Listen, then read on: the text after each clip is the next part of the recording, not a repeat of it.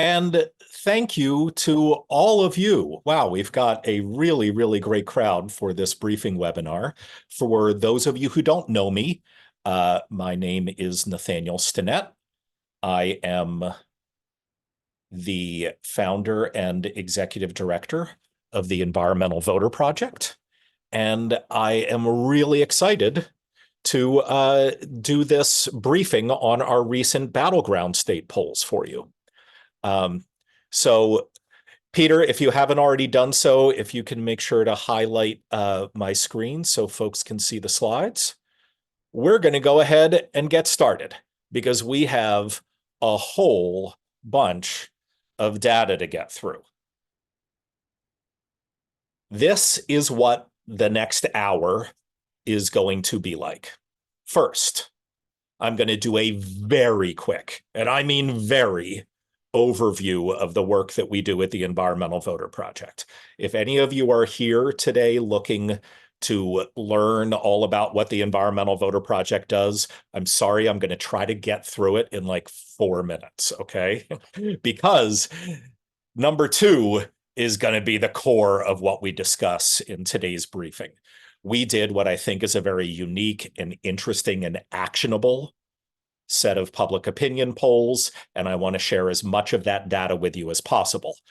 I also want to briefly discuss some of the opportunities we have to get involved in the Environmental Voter Project's work, and then certainly have enough time to answer all of your questions. And so for those of you who just joined us recently, I'll repeat what Peter said earlier. If you have questions, please put them in the Q&A folder. Peter will answer some of them. Some of them he will not answer because he is going to hold them for the Q&A session at the end. All right, let's jump into this very, very quick overview of our work at the Environmental Voter Project. In a nutshell, we are a nonpartisan nonprofit that is laser focused on identifying environmentalists who don't vote and then turning them into better voters. That's it. That's what we do. And the reason we do it is because holy moly, are there an enormous amount of non-voting environmentalists. And if we can just get them to start voting, we can pretty efficiently start scaling up the political power of the climate movement. And just to give you a sense of how large this number is, just this year, we are targeting 4.8 million already registered voters in 19 states who list climate or other environmental issues as their number one priority, yet they've never cast a ballot before. 4.8 million. This is a big, big opportunity. The way we do this, and again, forgive me for rushing through this quickly, but this is not the heart of today's presentation. The way we do this is a 4-step process. First, identification. We need to find who these non-voting environmentalists are. And we obviously can't interview every single American and ask them what their top priority is. So we do the next best thing, which is work with data scientists to build large predictive models that help us find these people. And they're highly accurate.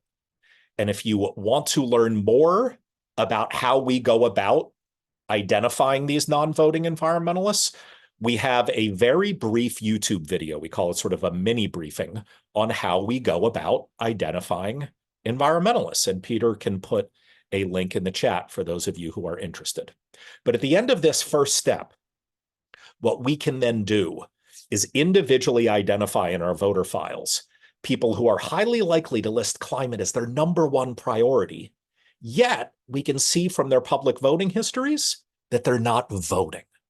And so what that means is they don't need issue education messaging. They don't need to be persuaded to care more about climate and the environment. No, they're already there on those things. What they need is a behavioral intervention because they ain't voting. And that brings us to step 2, mobilization. We have run hundreds of randomized control trials. These are like the gold standard of social science experiments, figuring out which messages work best over which communications channels to turn non-voters into new voters, into consistent voters. We've run hundreds of these experiments, and we work with thousands of volunteers around the country to deliver these messages by canvassing and calling and sending postcards. We as a staff also run direct mail and digital ad campaigns. And it's all focused just on this one thing, and that is turning non-voting environmentalists into super voters. Step 3. We live behavioral science each day. You don't need to. But my guess is you could probably still intuitively understand that if you're trying to build good voting habits, you can't only speak to people once every 2 years when they have a big federal election. And so we also take step 3, habit reinforcement, really seriously, because we understand that the only way to build consistent voters is to consistently speak to them whenever they have an election. And so just to give you a sense of this, we've already been active in, I believe, 177 different elections just this year, just this calendar year. Local, state, federal, primary, general, special. And we've been involved in so many elections, not because they're all important for climate policymaking. I freely admit they're not, but rather because they're all crucially important for building good voting habits. Every election is an opportunity to make new voters. And so we try to, in the states where we work, use every election to speak to them. Because ultimately, step 4 is our goal, changing the electorate. We know that nothing motivates a politician more than the prospect of winning or losing an election. So we want to dramatically build the number of environmental voters, not non-voters. They don't decide elections. Politicians don't listen to the non-voters, but voters. Because if we can increase the number of climate voters, politicians will have no choice to follow, not out of the goodness of their hearts, but simply because they want to win. They want to win. So this is how we do it at the Environmental Voter Project. And as I mentioned before, this year, we are targeting 4.8 million voters in these 19 states, all of whom are registered to vote, highly likely to list climate as their number one priority. You shake these people awake at night and they're going to scream climate change. Like, this is their issue. Yet, when we look at their voter files, we can see they skipped the 2020 presidential election and haven't voted in any election since then. So they are ripe for this purely behavioral intervention. Very, very quickly, before we jump into the polling data, we measure our results in 2 ways. The first is we use what's called randomized control trials. Very briefly, what this means is when we identify a whole bunch of these non-voting environmentalists in a state, before talking to any of them, we randomly set aside about 15 or 20% in a control group and never talk to them. Then the remaining 85%, they're the ones who get all of our souped up behavioral science informed messaging. And we've now been active in almost 2,000 elections since we launched. And we've probably increased turnout among our targets in all of them. But probably isn't good enough for us. We're very nerdy and we like to be precise about this stuff. And so in the larger elections, where you've got big enough denominators that you can achieve what's called statistical certainty, we are able to start seeing the elections where we have been solely responsible, while controlling for all outside variables, for an increase in turnout over our control group. And we can prove it in these randomized control trials. And just since 2020, and 2021, and 22, and 23, these randomized control trials have shown that we've been solely responsible for increasing turnout by as much as 1.8 percentage points in general elections, 3.6 percentage points in statewide primaries, and 5.7 percentage points in local elections. This is the power of focusing purely on behavior change, rather than persuasion or issue education or talking about a candidate. We can bypass all that stuff and just focus on this and get some pretty extraordinary results. And since we launched our one state proof of concept at the end of 2015, actually it was just one city, and then launched for good in 2017, we've now slowly expanded to the point where we're in 19 states. And as of a few months ago, we could see in voter files that we had spoken to over 10.5 million unique individual voters, all of whom prioritize climate change, but were unlikely to vote, or else we wouldn't have been talking to them. And we can see that as of this point, 3 months ago, over 1.8 million of them had become such consistent voters that they had voted in their most recent federal election, their most recent state election, and even their most recent local election. They had become super voters. This is the metric of which we are most proud.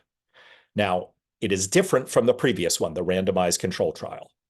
Unlike the randomized control trial, we can't claim that we're solely responsible for turning 1.8 million non-voters into super voters, but we're pretty darn responsible. There's no other group that's been active in almost 2,000 different elections over this period of time, using every election to nudge people towards becoming better voters. And we're very proud of this, and we hope that all of our volunteers and donors on the line are too. Okay, that's all I'm saying about the Environmental Voter Project. If you would like more information about how we do this and our results, you can see the 2 links there. Peter will put them in the chat so that you have them and you can research them later. But you are all here to learn about our recent battleground state polls in 5 different states. And we're going to dive into a whole lot of data. All right. We ran this poll over 2 weeks in the end of July, early August. It was through multiple online panels. And because sometimes people can trick online panels by just like answering yes over and over again or things like that, we also kind of took the gold standard approach, even though it's a little bit more expensive, of throwing in some attention checks and trap questions just to make sure that every single response we were getting was an accurate response from an authentic person who was actually answering these polls. We polled over 2,600 registered voters between the ages of 18 to 34, because we thought there was very little data out there, in particular about young voters and young voters in battleground states. And you can see that we made sure to get robust samples in each of these 5 battleground states. Some of you might be looking at these 5 states and be wondering, oh, well, where's Michigan? Where's Wisconsin? Yes, those are absolutely battleground states, but they are also states where the Environmental Voter Project doesn't work, because there aren't that many non-voting environmentalists in those states. We wanted to get actionable data that we could put to use right away and that other people could put to use right away. And so that's why we polled 5 of the 7 battleground states, isolating the ones where we work. And we worked with Beacon Research, a top-rated national polling firm, to do this. All right, we're going to start with the electoral landscape. Let's jump into this. Excuse me if I go fast, but we've got a lot of data to get through. And if you have questions, you can ask them in the Q&A or hold them for the Q&A with me at the end. Okay, we looked at favorability of not just the presidential candidates, but other public figures. And you can see Kamala Harris is up there, Donald Trump, Joe Biden, and also, how about that? Taylor Swift.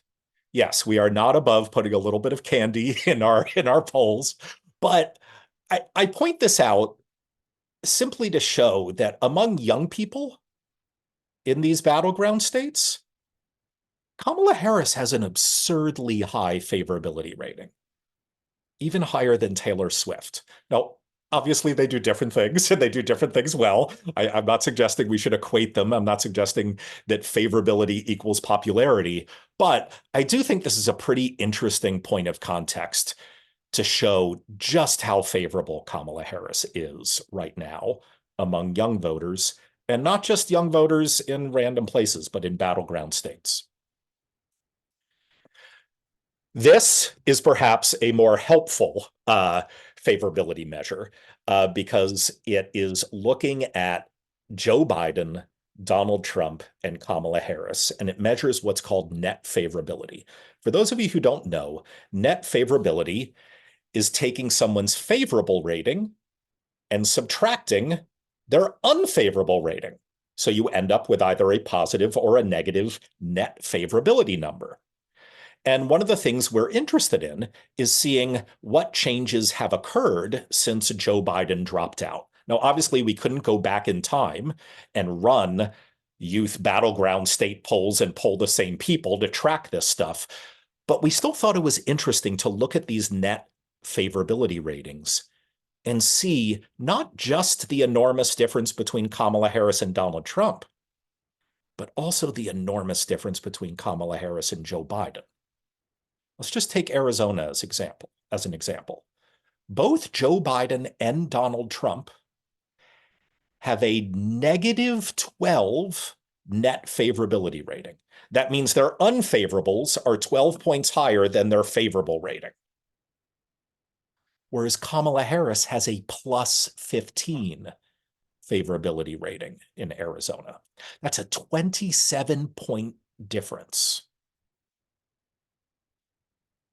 Kamala Harris has turned one of Joe Biden's greatest weaknesses, which was his support and favorability among young voters, into a significant strength. And you can see the numbers in other states. I'm not going to go through all of them, but you can see the spreads are enormous. Enormous between Kamala Harris and Joe Biden, and even between Kamala Harris and Donald Trump, although there are some states, North Carolina in particular, where Trump is doing better in this net favorability than he is in some of the other states. But even there, she is trouncing Trump by 16 percentage points in net favorability. So I think this is a really, really interesting data point about where Kamala Harris is with young voters right now. All right.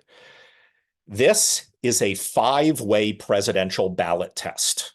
What do I mean by five-way? Well, it's not just Kamala Harris and Donald Trump. It's also Cornel West, Jill Stein, Robert Kennedy Jr., and then also undecided and wouldn't vote. You can see we start with all 5 states combined. So if you take all 5 of these battleground states and smush them together and take all 2,600 plus responses and ask people, how would you vote if the election were today? These likely voters, so these are people who said that they were likely to vote, who are 18 to 34, Kamala Harris has a 16-point lead over Donald Trump. And you can see that's fairly even from state to state. There are some states that are a little bigger, like Nevada, where it's a 22-point lead. There are some states that are a little smaller, like Pennsylvania, where it's an 11-point lead. But it's still a darn big lead, well beyond the margin of error. Okay, this is likely voters. One of the benefits of running an enormous poll like this is that we can also dig into unlikely voters.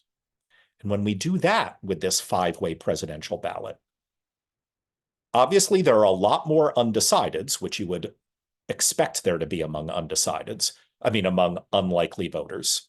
But you also see that Kamala Harris's lead shrinks in almost every state. Not every state, but almost every state. When you combine the 5 states, it's a 7-point lead. In Arizona, it's down to 2. A lot of these other states, it's down to 2. In North Carolina, it's tied. But whoa, in Pennsylvania, it actually expands to 17 points. And this is something we see rippling across our poll. And I'm going to bring this up a few times. But what this slide tells me, and you'll start seeing it in a lot of other slides, is when you look at lower propensity young voters, they are not even close to being monolithic. And if you are volunteering for, or if you are investing in sort of untargeted, broad, demographically based turnout operations that just go out and get low propensity young people or first time voting young people out to the polls, that's risky. That's risky. It's pretty much a coin flip who those people will support, or what issues are important to them, or what their values are. Except in Pennsylvania. In Pennsylvania, there remains this pretty consistent Democratic lead, even among really, really unlikely young voters. So that's something to bear in mind. Don't worry, I'm going to come back to it, but I want that to start percolating in your heads there. All right. When we look at this five-way presidential ballot, we also, when we dig through the crosstabs, sort of the demographic subgroups, we see some interesting trends here. First, we see an enormous gender gap, by which I mean these young women, so 18 to 34-year-old women, are 20 percentage points more likely to vote for Kamala Harris. But among men, it's only 4%. So Kamala Harris is winning among young men by 4 percentage points. She's winning among young women by 20 percentage points. Enormous gender gap there. When we look at racial and ethnic data, again, there's some pretty significant differences that pop out. Among young white voters, Kamala Harris and Donald Trump are tied. They're tied. But among Black voters, it's almost 3-1 Kamala Harris. Among Latino and Hispanic voters, she also has a pretty significant lead. All right. When you look at different age groups, I know that seems weird, but let's face it, 18 to 34 years old, that's a big stretch. And sometimes I think we're used to talking about young people in a less precise way than we should.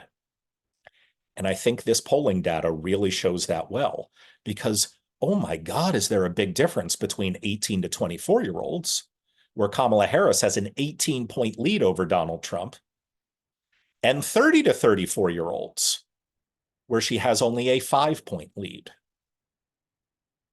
And so again, as volunteers, as activists, as practitioners, as donors, I would encourage you to think about these differences very carefully. We are seeing really big differences between 18 to 24-year-olds and 30 to 34-year-olds. They're coming of age at different moments in time. 30 to 34-year-olds were becoming adults. They were becoming 21 and 22 in 2015 and 2016 when Donald Trump was first coming on the scene. The 18 to 24-year-olds, they're coming of age when Joe Biden is first elected. These are very different political generations, if you will. All right.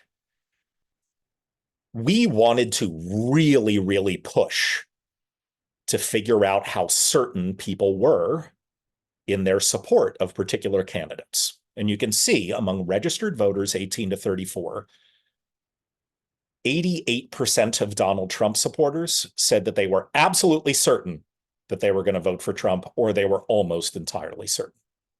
Kamala Harris, really just barely below that, 85%. Pretty much the same there. Pretty much the same.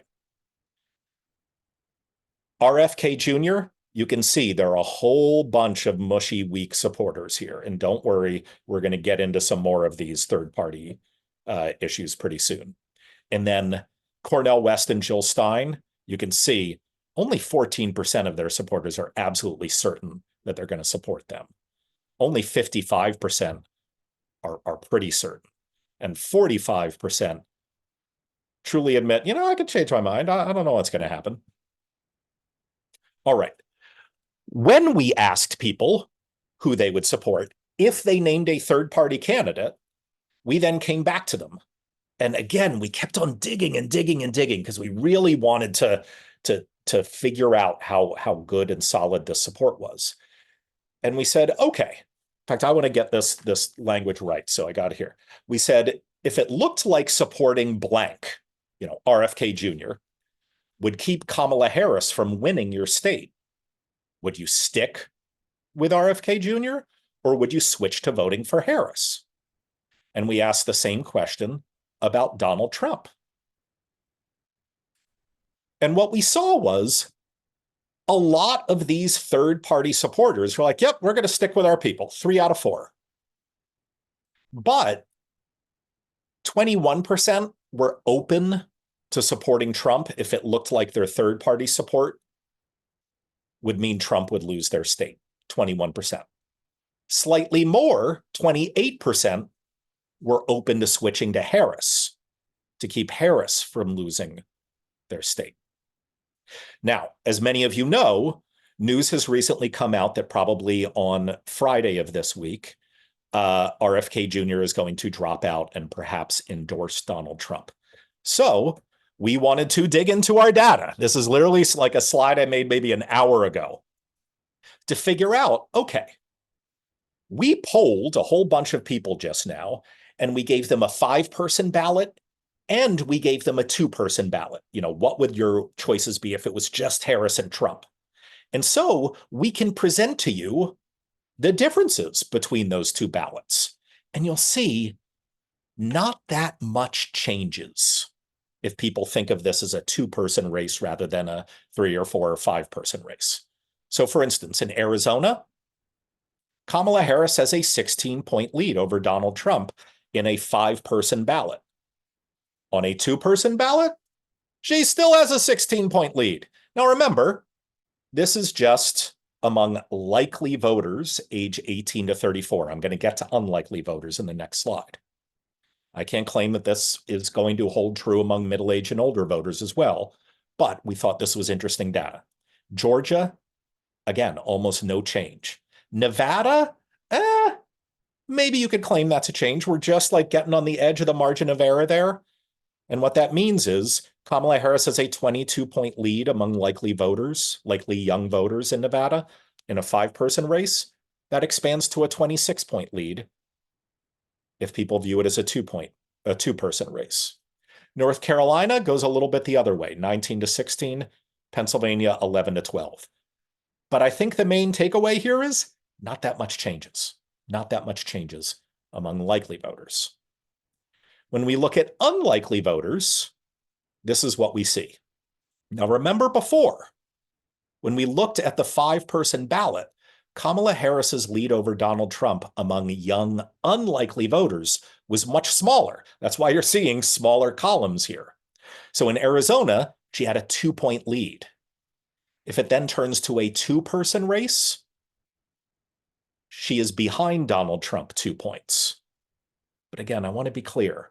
We're talking about young, unlikely voters in Arizona. This really isn't beyond the margin of error here. I would look at that as being suggestive of this moving, towards Donald Trump in Arizona if RFK Jr. drops out, but only suggestive of it. In Georgia, almost no change at all. Nevada, if it becomes a 2-person race, maybe you could claim that's a little bit better for Kamala Harris among young, unlikely voters. Same thing in North Carolina, no change in Pennsylvania. So again, fresh data here. We thought this would be of interest to you because of what's in the news. I'm going to keep going. I'm sorry for going fast, but we got a lot of information for you here.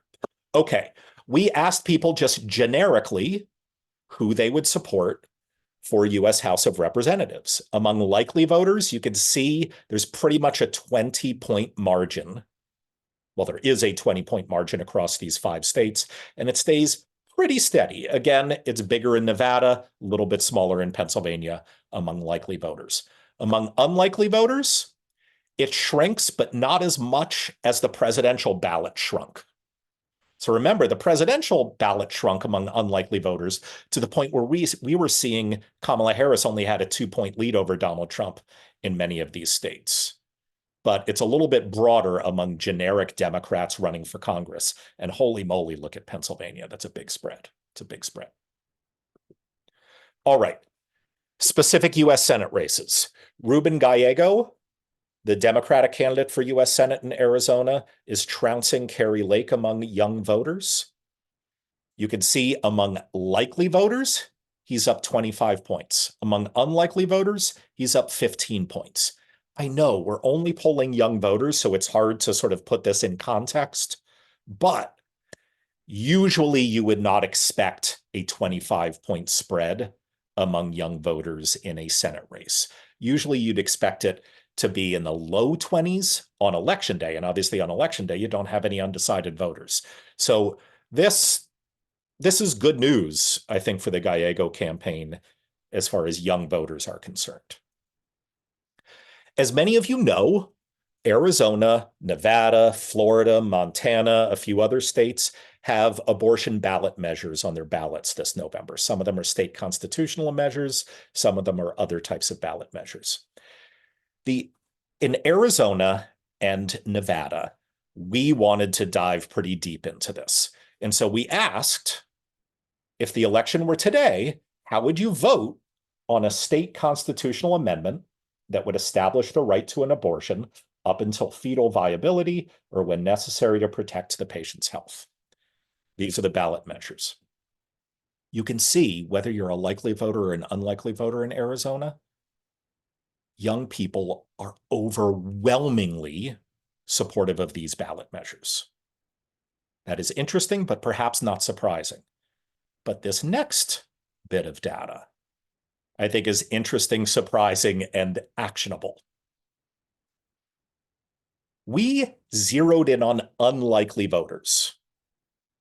And we said, does knowing that there will be a state constitutional amendment about abortion on the ballot this fall make you more likely to vote or not? Now, we only asked that of unlikely voters because who cares if likely voters become incrementally more likely to vote? No, we want to know, if we let unlikely voters know in Arizona that there's this abortion rights ballot measure coming up, does that make them more likely to get to the polls? And oh my God, the answer was yes. 31% said much more likely to vote. 45% said somewhat more likely to vote. I was talking to a friend and supporter the other day who, when I told him this, he just said, well, that's a pretty easy to fix problem. You just tell everybody about the ballot measure. I mean, awareness campaigns are one of the easiest things you can do in politics. And he's right. This is a very actionable finding. Okay, now let's go to Nevada. Again, Jackie Rosen, the Democratic U.S. Senate candidate, is trouncing Sam Brown. Among likely voters, lead is a lot less among unlikely voters, which we're seeing in Nevada a lot. The abortion ballot measure in Nevada is also extraordinarily popular. People want to vote in favor of establishing the right to an abortion in Nevada among 18 to 34-year-olds, even among those unlikely voters. And then we asked them in Nevada that same question: does now knowing about this ballot measure turn you from unlikely into much more likely or somewhat more likely to vote? And again, the numbers were through the roof. 74% said they're more likely to vote now knowing that this ballot measure is on there. Don't worry, I'm going to come back to really, really actionable data points like this. Okay, North Carolina. There is a gubernatorial race in North Carolina. Josh Stein, the current attorney general who's running for governor, has a 23-point lead among young voters over Mark Robinson, the Republican candidate. But look at those unlikely voters. Not only does that lead shrink down to 5 percentage points, but that's a whole lot of undecideds or wouldn't votes for 75 days before Election Day, roughly, 55 days before early voting for a gubernatorial race. I don't know. There are a lot of young voters who probably have no idea there's a gubernatorial election going on. I have no idea. We shouldn't even see 11% undecided among likelies. I think that's an important thing to take away. Pennsylvania, U.S. Senate race, Bob Casey Jr., the incumbent Democrat, is going against David McCormick. He has a pretty healthy lead among likely voters, an even healthier lead among unlikely voters. But again, look at all those undecideds. It's a big, big number. Even among likely voters, it's a big, big number. I think that will be taken care of in Pennsylvania. I'm a little more uncertain about whether it'll be taken care of in North Carolina, because a lot less money and a lot less attention is going to be paid to North Carolina than Pennsylvania. All right, let's go into the next section of the poll: top priorities and voter motivation. When we look at all 5 states here, it turns out young voters aren't that different from middle-aged or older voters. When we asked them what their number 1 top priority was, it was inflation and cost of living, then economy and jobs. These economic worries are top of mind with young people, just like they are with everybody else. As you all know, we are an environmental nonprofit. I would like to point out that even among young people, only 5% list climate and the environment as their top priority. We don't have enough political power, folks. That's why our work at the Environmental Voter Project is so important. That's why other organizations' work is so important. We need that number to get higher. Period. Period. I wish I had good news for you on this front, but that's what the number is. Now, we also asked people, imagine 10 years from now. What do you think that your top priority will be 10 years from now? Well, there, the number went up a little bit. Actually, not even just a little bit. It went up quite a bit. It more than doubled. Among 18 to 34-year-olds in these 5 states, 11% said that 10 years from now, they thought climate and the environment would be their top voting priority, putting it as the number one non-economic concern. That is pretty significant. And it also shows how climate and the environment is lurking as an important issue in a lot of people's minds, even though it's not yet what they're thinking about when they go in and fill out their ballots. I would suggest this is good news for the climate movement because it does mean that there's fertile ground there. There's fertile ground there. We wanted to dig even deeper on this. As many of you know, we think a lot at the Environmental Voter Project between the difference between voter preferences and voter priorities. A lot of people would prefer government action on climate change, but it doesn't move politicians because it's not a high priority of theirs. We want to find out people's priorities. And so we ask questions like this: what's your number one issue? What are your top 3 issues? Things like that. But we also wanted to ask it in a whole bunch of other ways. And one of the ways that we asked it that turned out a really interesting result was, okay, let's stop thinking about like ranking 1, 2, or 3 issues. Let's figure out what's a deal breaker. And it turns out that 40% of 18 to 34-year-olds say that a candidate must prioritize addressing climate change, or else it's a deal breaker and they will not vote for them. Now, obviously, that's a very different number from the 5% who list climate as their top priority, right?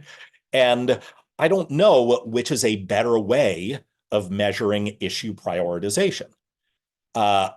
My guess is this is probably too loose a way of defining people who vote with climate top of mind. In fact, I'm pretty confident it is too loose a way of defining that. But we are trying to circle around this, and we are trying to measure voter prioritization in different ways. Another interesting piece of this data is, look, even 28% of young Republicans say it's a deal breaker to vote for a candidate who prioritizes climate change. Now, I know for a fact you won't see that among middle-aged and older Republicans, but this is a really interesting window into how many young Republicans care deeply about climate and the environment. Not a majority, but still a lot. Still a lot. All right. We also wanted to find out how motivated certain groups of people were to vote. So what we did was we asked people, how motivated are you to vote? Extremely, very, somewhat, not very, not at all, not sure, a whole bunch of these things. And then we cross-referenced their answers with the issues that they listed as their number one priority. Because remember, we asked that question earlier. And we saw some interesting things. Now, obviously, a lot of this data is kind of stacked together. But people who list immigration or protecting abortion rights or climate and the environment are really, really motivated to vote. And again, I think that's something that we in the climate movement can be optimistic about right now. And some of these other issue constituency groups are slightly less motivated to vote. I freely admit, though, that there isn't like obvious tiers in this chart, right? They're all like 2 percentage points or 3 percentage points away from each other. Is there a big difference between 82 and 70? Yeah, but there's a lot in the mushy middle here. But still, I think if we think back to where we were 2, 3, 4 months ago, when the climate movement was largely lethargic, well, now we've got 78% of registered voters 18 to 34 list climate as their top priority, saying, I cannot wait to vote. I am counting down the days. Let's get this done. All right. Because we are a climate and environmental nonprofit, we also wanted to really, really dig into people's opinions around climate change. Now, remember, I showed this slide earlier. We did ask that sort of deal breaker question, and we know, okay, 40% of young voters view addressing the climate crisis as a deal breaker. If you're a politician and you don't want to prioritize addressing the climate crisis, forget it. We ain't going to vote for you. But we wanted to dig deeper. And what we really wanted to see was, are there instances where the climate crisis kind of even overcomes partisanship? Because we obviously live in a very hyper-partisan time here. And so one of the questions we asked was, and again, I'm going to get my clipboard here. We said, how likely would you be to support a politician in your preferred political party who supported increasing use of green energy like wind and solar power? And then we also asked, how likely would you be to support a politician in your preferred political party who supported increasing US use of fossil fuels like oil, gas, and coal? Now, we weren't that interested in what Democrats said about Democratic politicians who wanted to support clean energy. That kind of like goes with partisan expectations. We also weren't that interested in what young Republicans thought of Republican politicians who want to support fossil fuel expansion. Again, that kind of goes with partisan expectations. What we were interested in is where those things got crossed. We wanted to know, what do young Democrats think about Democratic politicians who want to expand fossil fuels? And they do not like them. When you combine the 5 states, 16% of young voters, of young Democrats, said, yeah, I would definitely not support another Democrat who wants to expand fossil fuels. And look, in Arizona, it was particularly large. When we go to the other side of the aisle, it's a really interesting picture. Majorities, large majorities of young Republicans would probably or definitely support Republicans running for office who wanted to expand clean energy. Another way of putting these last 2 slides is that there is a lot of downside to Democratic politicians supporting expansion of fossil fuels, at least among young voters. There is not much downside for Republicans who want to expand clean energy use, at least among young Republican voters. And obviously, that's a big caveat. But again, we thought this was very interesting data here. We went a little bit further. We said, okay, imagine you're in a primary, okay? If there were a primary election between 2 politicians in your preferred party, and the candidates had the same policies on every issue, except that one promised to focus on climate change and the other promised to focus on expanding oil and gas production, who would you vote for? It's like an all else being equal, and the only difference was pro-fossil fuels or pro-addressing climate change. Who would you vote for? Well, no surprise, young Democrats overwhelmingly said, oh yeah, I would support the Democrat in the primary, by an almost 8-to-1 margin, 7-to-1 margin, who wanted to address the climate crisis.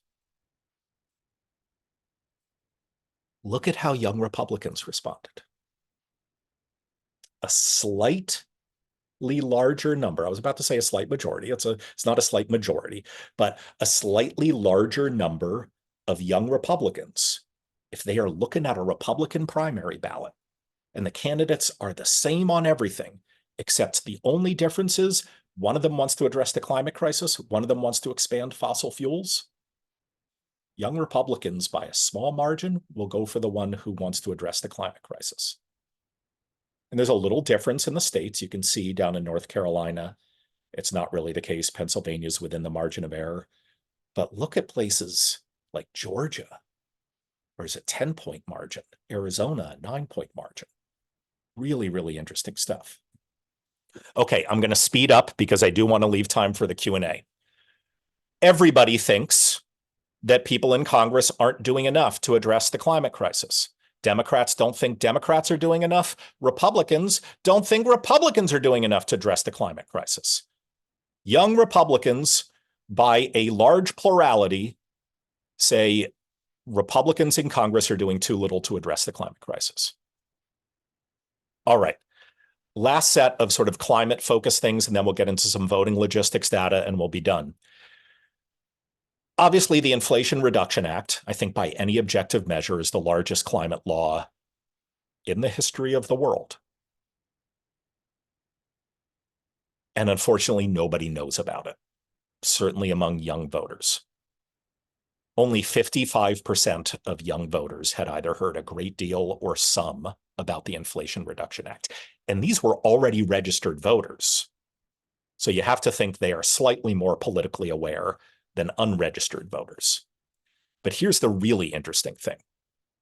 We also asked, to the best of your knowledge, did the Inflation Reduction Act include provisions to address climate change? Only 35% said yes. Only 35% of registered voters age 18 to 34 know that the Inflation Reduction Act included climate provisions. This is a significant data point for anybody running for anything or any issue constituency group who is trying to use the past as proof points for what will happen in the future or won't, or will happen in the future or won't happen in the future. No one knows about the Inflation Reduction Act, and even fewer people know that it included climate provisions. And again, we're only looking at young registered voters here. So these numbers might be even bigger if we were looking at eligible voters or all adults. Okay, the last section of this data that I want to get to, and oh my gosh, our numbers are even getting bigger. I'm very grateful that you're all staying on for all this data, is we wanted to test a little bit around knowledge and perception of how to vote.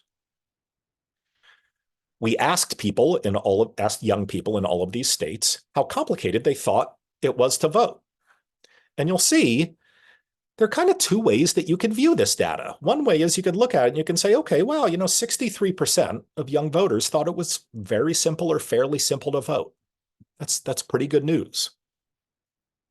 Or you could look at this data and you could say, wait, like voting is the single most fundamental thing we can do as citizens in a democratic republic. And 31% of already registered voters, right, think it's either fairly or very complicated to do this fundamentally important thing. I don't know. I look at this data and it worries me a little. It worries me a little. But it also highlights how important it is, and we see this in a lot of our tests at the Environmental Voter Project, to message to unlikely voters, simply letting them know how they can go about voting. And as you see in places like Georgia, there is even higher perception of how complicated it is. And part of that is driven by Black voters, you'll see, are much more likely to think that voting is complicated than white voters are, and even to a little bit more than Hispanic and Latino voters. Another interesting thing here is we see a gender gap. Young men being much more likely than young women to think that voting is complicated. I'm not sure what's going on there, but that is a real difference. That is a real difference in the data. We also just wanted to ask people in these 5 states if they were aware of the ways that they could vote. We asked, does your state have early voting? Hint, all of these states have early voting. Now, Pennsylvania is a little weird. It's not like you can go around the corner to your firehouse, your polling place, and cast an early ballot. Pennsylvania has early voting in the sense that they let you go to your county elections office and say, can I have a mail ballot? And then you fill it out and you hand it to them. But it's still in-person early voting. And look at that. I mean, in the most important swing state in the nation, 46% of young registered voters don't know that they can vote early in person. They don't know. We asked, does your state have voting by mail? Hint, they all have voting by mail. And look, in North Carolina, 36% of young voters don't know that they can vote by mail. We asked, does your state have absentee voting? Every state has had absentee voting for like ever. In some states, you need to, say, yeah, I'm really going to be out of the state. But look at how many people have no idea that they can do absentee voting. Now, again, young people know less about voting logistics than older people, but still, these are big numbers, and they're things that all of us should bear in mind as we are reaching out to voters or participating in groups that are reaching out to voters as actionable pieces of information. Okay, I promised that I would go back and repeat these things that I thought were super actionable out of our polling data, so that's what I'm going to do. First, remember, young voters are not monolithic. Targeting matters. Remember at the very beginning, we were looking at unlikely voters in those 5-way ballots and 2-way ballots. And among unlikely voters, there were very few differences on partisan matters, but also on issues and other things. And so if you are trying to mobilize young, low propensity voters and you assume, oh, they're all going to vote this way, or they're all going to care about this or that or the other thing, no, you're probably wrong. You're probably wrong. Targeting matters more than ever. Second, don't assume that anybody knows anything about the Inflation Reduction Act. Anything. Third, in Arizona and Nevada, simple awareness campaigns about these abortion ballot measures could really supercharge turnout among young voters, especially young pro-choice voters.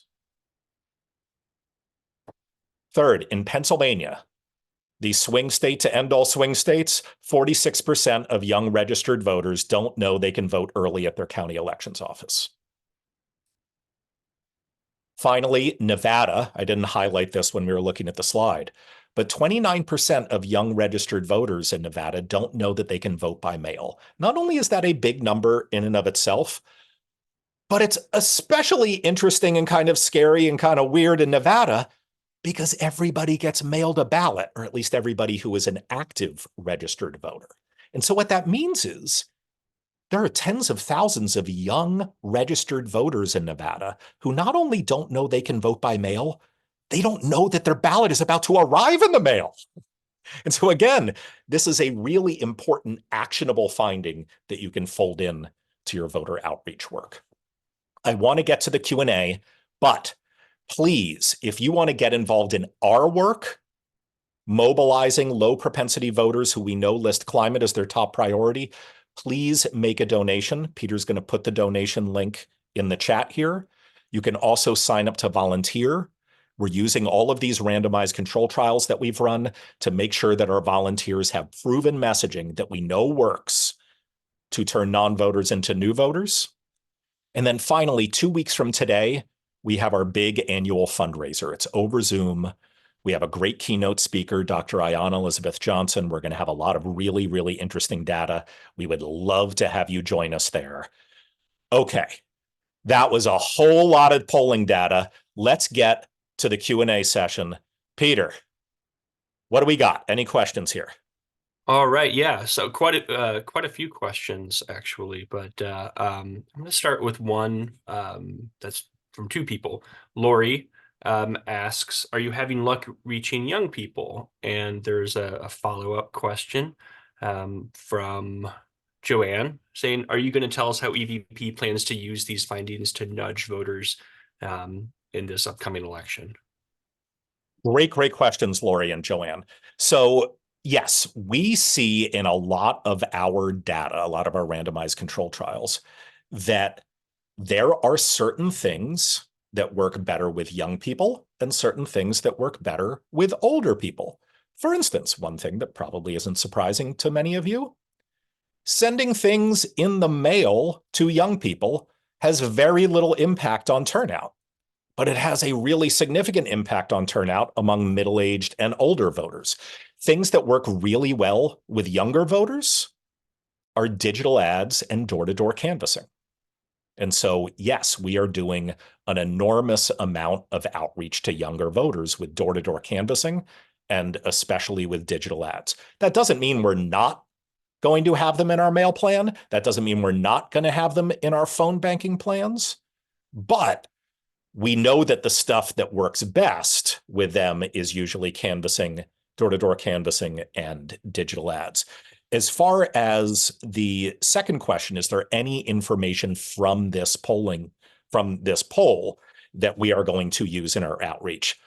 Oh my gosh, yes. And we don't have the time to go through all of it, but let me give you a few examples. First, we were already going to message to people in Nevada before their ballots arrived in the mail, probably by sending them what's called heads up mail, some mail saying like, heads up, your ballot's about to come. We'll probably do phone banks now too. We really are worried that there are tens of thousands of people in Nevada, a really important swing state, who have no clue their ballot's about to arrive. And that scares the bejesus out of me. So that's one thing that we're going to be doing. The second thing is in places like Pennsylvania, as you'll see, we saw that a lot of people were unaware that they have in-person early voting. Last night, I think we made almost 50,000, I think it was 45,000 phone calls to people in Pennsylvania who we knew were not on the vote by mail list in Pennsylvania to help them sign up to get their ballots mailed to them. And so these are some of the ways that we're taking advantage of that logistical information at the end. There are a whole lot of other ways that we're going to be using this polling data to inform our outreach. But those are two examples. Peter's going to throw me a few more questions. I do want to say I realize we're getting towards the end of the hour. For those of you who want to drop off, you are absolutely welcome to, but we're going to keep on answering questions probably for another 5 or 6 minutes. All right, what do we got, Peter? Well, I've got a meeting to say, no, I'm going to leave. No. There are a lot of really good questions here. Chris just asked a couple minutes ago. Chris said, I have 60 minutes per week for EVP volunteering. What should I do? Thank you, Chris. Thank you, Chris. Well, if you live, Chris, if you live near Philadelphia, Pittsburgh, Tucson, or Austin, you should go door-to-door canvassing. Even in this time of digital tools and all of these interesting ways to reach people, the single most effective way to turn a non-voter into a new voter is to have a face-to-face conversation with them at their door. Now, we are only running canvassing operations in places where we can have really efficient canvassing operations, and there are lots of doors right next to each other. And so that's why we're doing it in Philly, Pittsburgh, Tucson, and Austin. But Chris, if you live near any of those 4 cities, once you get trained, you can just do it whenever you want. Now, if you're not near one of those 4 cities, you should phone bank. You should phone bank for us. I know people don't like calling strangers, but I want to tell you 3 things. First, give it a shot. No one's going to force you to do this if you end up not liking it.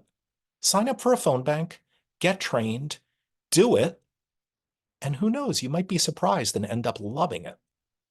Second, we only give our volunteers a script, whether they're writing postcards or canvassing or making calls, that has been proven to work in randomized control trials. And so we know you will make a difference.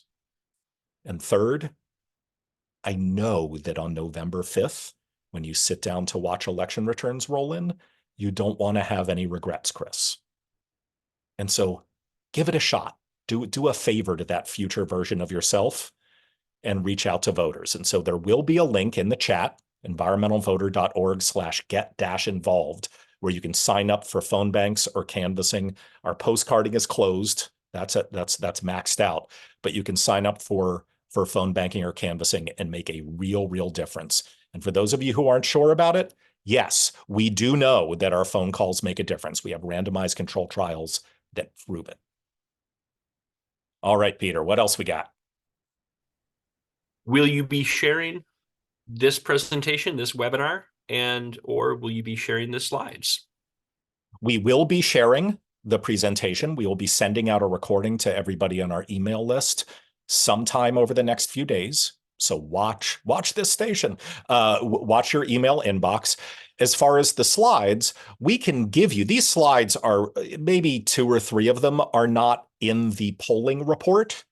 You can see all of these in the polling report. So Peter, if you could put in the chat the polling report, or you can go to the results tab of our website and you can see it at the bottom with all of our other reports. You can find it. And if you look in that report, you can also click on links and get all of the raw data. We don't want to hide anything. We provide all of the top line data and all of the crosstab, like sub-demographic group data.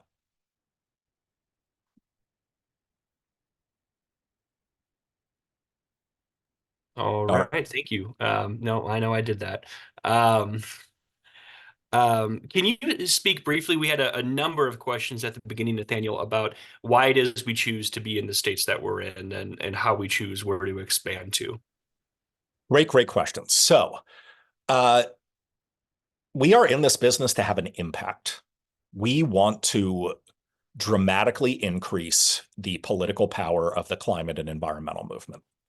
And we think we know we have found a very efficient way to do that, which is find a whole bunch of non-voting environmentalists and turn them into better, consistent voters. We choose where to work with that goal in mind. And the first criteria we use to figure out what states to work in is where are there a whole lot of non-voting environmentalists?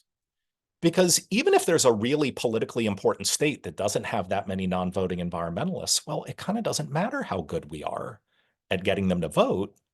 It's not going to have an impact on federal or state or local policymaking. So we are in a whole lot of traditional battleground states, right? Arizona, Pennsylvania, North Carolina, Georgia, Nevada, places like that. We're also in some red states, Alaska, Nebraska, Louisiana. We're in some blue states like New York. We are not, I'm sure you've noticed, in Wisconsin and Michigan. That's because there aren't that many non-voting environmentalists in Wisconsin and Michigan. I am very confident in how well we do our work, but I never want to be in the position of convincing a volunteer or a donor to support our work in a state where I don't think we can make a difference. If you care deeply about Michigan and Wisconsin, then first, God bless you. And second, go be a part of some other organization. You will probably have more of an impact with that other organization. But if you're interested in having an impact in the Pennsylvanias and Arizonas and Nevadas, oh my gosh, can we make a big difference? So that's the first criteria we use for choosing where to work. The second two, and I'll be very quick about this, we like to have lots of elections. No matter how smart we are, repetition is even more important than good messaging. And so we want to work in states that have lots of elections, not just in even years, but in odd years, because that means we can get even better results. Third criteria we use to pick states is we're not just focused on federal policymaking. We're also focused on state and local policymaking. And we know if we can dramatically change the number of people who show up for mayoral and city council races, that's also going to really change how we can lead on climate where we live. So that's why we work where we work. I think we have time for 2 more questions.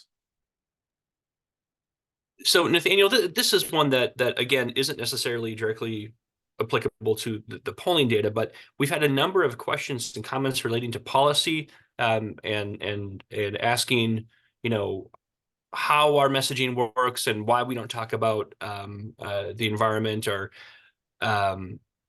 really just getting into the messaging side of what we're doing. Can you speak to why we don't talk about specific policies or candidates when we're doing our outreach efforts? Absolutely. First, let me say, Peter, if you wouldn't mind putting in the chat links to the intro to EVP video, and then also the links to the successful messaging experiments video, I would appreciate it. So the reason we don't talk about climate change and particular policies is that it doesn't work. Doesn't work. Now, I want to be very clear about defining the niche within which we work. We are not trying to persuade people to care more about climate change, nor are we trying to persuade people to vote for candidate X or candidate Y. We are trying to get people who we know already care about climate change to start voting. And if you're doing that purely behavioral intervention, it turns out talking about an issue, even an issue that we know these people care about, doesn't get them to start voting. And I could give a very long version of this answer. I won't. I'm going to give a much shorter version of this answer. But in short, what behavioral science has come to realize over the last 15, 20 years is that when we're trying to decide whether to take an action or not, like buying a product or exercising or eating healthy or voting, usually we're not rational creatures making a cost-benefit analysis. Instead, usually we act as social creatures, where we're looking around for social cues to figure out what is appropriate or inappropriate behavior. That is what drives us to vote or exercise or eat healthy or do a whole lot of different actions. And so what we have come to realize at the Environmental Voter Project, and we see this in all of our randomized control trials, is that by messaging to people purely around, say, peer pressure, or letting them know that, hey, when we knocked on your door 2 months ago, you said you were going to vote. And now the election's coming up and we know it's important to you to keep your promise, simply like holding people to their promises or letting them know that other people like them are voting is oddly enough much, much, much more powerful at getting them to the polls than trying to logically convince them of the importance of voting because they care about climate change. And I know that hurts to hear, right? Like we're all creatures of the Enlightenment and we want to think that like rationally convincing people to do things always works best. But it doesn't. But it doesn't. Finally, I know part of that question had to do with endorsing candidates. We don't endorse candidates for a whole bunch of legal reasons. But also, even if there were no legal restrictions, if all you're trying to do is turn a non-voter into a voter, it turns out that talking about particular candidates hurts your ability to do that. Sometimes it takes what would be a successful message and makes it a neutral message, which is just a waste of time and money. Sometimes it even depresses turnout. And so even if all the legal impediments were gone, and they're not, we wouldn't want to talk about candidates. And that gets to the final thing I want to bring up in response to this question, which is our theory of change. I would never claim that it is unimportant who wins an election. Obviously, it's crucially important who wins elections. It is crucially important. But even when the so-called right people win, we all know it isn't like they can then just snap their fingers and get everything they want done, right? No, they still need to then pick and choose what to spend their political capital on, and they are not going to spend it on the thing that 5% of registered voters list as their top priority. The big problem that we have in the climate movement right now is not a supply problem. It's not that there aren't enough politicians who want to lead on climate. It's that there aren't enough politicians who want to campaign and then govern on climate because every time they poll voters, they say, oh, well, there's no demand for climate leadership. This marketplace has a demand problem, not a supply problem. Believe me, if we dramatically increase the number of climate first voters who vote in every election, politicians will follow. I promise you they will follow because nothing motivates a politician more than the prospect of winning or losing an election. And so that's why, not just because the messaging works best if we don't take this candidate focused approach, but also because our ultimate goal is to work the demand side. If we create the political demand for climate leadership, I promise you there are enough politicians to follow. All right, we've got time for one last question, Peter. Thank you. Yeah, I'm going to bring it home with a question pertaining to the polling data. Did the poll show that young people in some states care more about climate change than in other states? Yes, yes. So if you'll remember, when we asked people what their top political priority is across all 5 states, about 5% of them listed climate and the environment as their top priority. But in Nevada, that number went as high as 9%.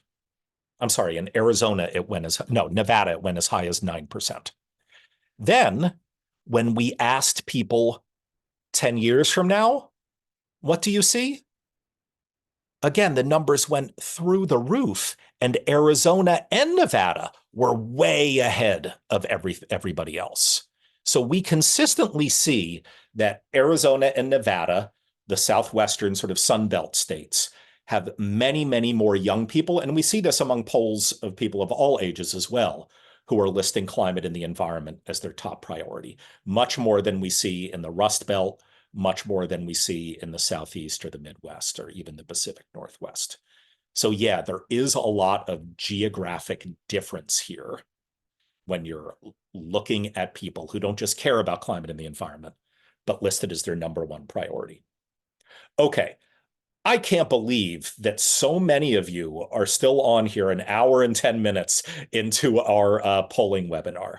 We are going to finish up now, but I do want to leave you with a few things. First, yes, we will send out a recording of this poll. Second, there are links in the chat for this polling report and all of the top line and crosstab data. We want to make that publicly available to everybody so that it can inform their work. Third, I know many of you were asking questions about our work at the Environmental Voter Project. I am very grateful to you for being so curious about our work at the Environmental Voter Project. I hope you understand that this particular webinar, we were going to focus more on this one set of data, this fresh polling data. But for those of you who want to learn more about our work, please, please, I encourage you, go into the chat right now, and you will see a link to our annual fundraiser that's coming up 2 weeks from now. I know it's called a fundraiser, but you don't need to donate in order to attend. Would we love you to donate? Of course we would. But if you want to learn more about our work at the Environmental Voter Project, this is a very easy online event. Only lasts 45 minutes, but then we have an extended Q&A afterwards. We're going to have great keynote speakers. And even if you can't make the event, please go ahead and make a donation to support our work. Many of you are longtime supporters, longtime volunteers. Now is the time to get off the sidelines and support our cutting-edge voter mobilization work. So I hope to see many of you at our annual event. I hope that all of you will read and share this polling data. If you have any questions, please don't hesitate to reach out to us. And I really, really want to thank all of our volunteers, all of our donors, and also Peter, our data and operations director, who makes sense of the swimming pools of data that we get on a daily basis at the Environmental Voter Project. So thank you to Peter. Have a great day, everybody.